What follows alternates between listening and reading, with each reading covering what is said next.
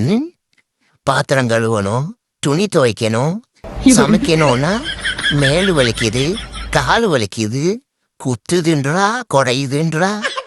ஆனா நம்ம கூட சண்டை போடும்போது மட்டும் எங்க இருந்து தான் அவ்வளோ எனர்ஜி வருதுன்னு தெரியல.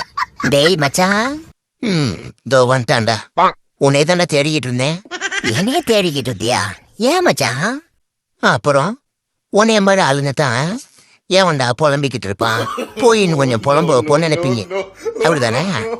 அது இல்ல மச்சான், இப்போ உன் பொண்டாட்டி உங்ககிட்ட இப்படி நடந்துக்கிறாள், அதுக்கெல்லாம் ஒரு காரணம் இருக்குது.